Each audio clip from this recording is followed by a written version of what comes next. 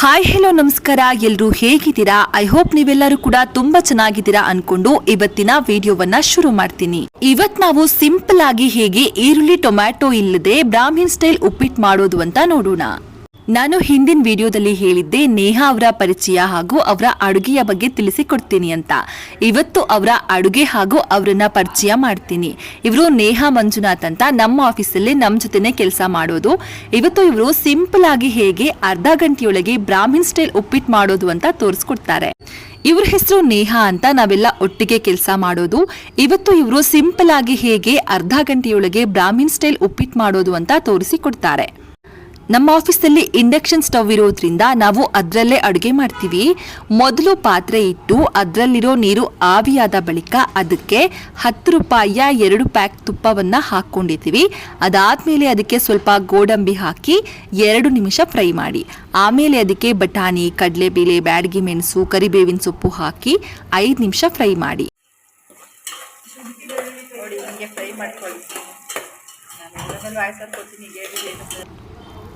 ಅದಾದಮೇಲೆ ಅದಕ್ಕೆ ಉಪ್ಪು, ಇಷ್ಟ ಇದ್ದರೆ ಖಾರ ಪುಡಿ ಇಲ್ಲ ಸಂಬಾರ ಪುಡಿ ಅಥವಾ ಗರಂ ಮಸಾಲವನ್ನು ಹಾಕ್ಬೋದು.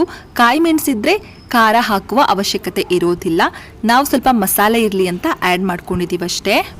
ಈ ಮಿಶ್ರಣಕ್ಕೆ ಸ್ವಲ್ಪ ಉಪ್ಪು ಹಾಕ್ಕೊಂಡಿದ್ದೀವಿ. ಉಪ್ಪು ಹಾಕಿದ್ರೆ ಬಟಾಣಿ ಬೇಗ ಬೇಯುತ್ತೆ ಅಂತ ಅಷ್ಟೇ. ಇನ್ನು ಇದಾದ್ಮೇಲೆ ಇದಕ್ಕೆ 5 ಗ್ಲಾಸ್ ನೀರು ಹಾಕಿದ್ದೀವಿ. ನಾವು 5 ಜನಕ್ಕೆ ಮಾಡಿರೋದ್ರಿಂದ ಅಷ್ಟು ಸಾಕು.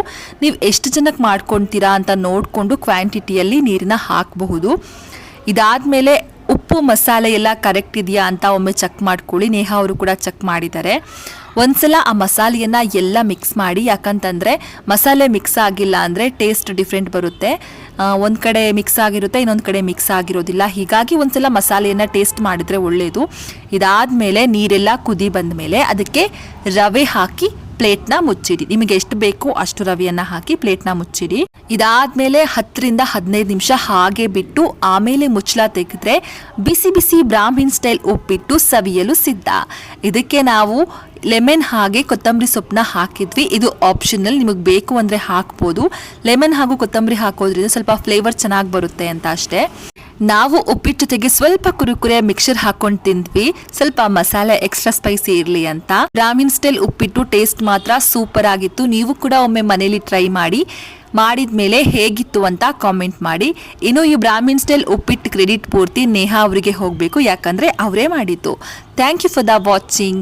ಅಡುಗೆ ವಿಡಿಯೋಗಳು ಬೇಕು ಅಂದರೆ ದಯವಿಟ್ಟು ಕಾಮೆಂಟ್ ಮಾಡಿ, ನೆಕ್ಸ್ಟ್ ವಿಡಿಯೋದಲ್ಲಿ ತೋರಿಸ್ತೀನಿ.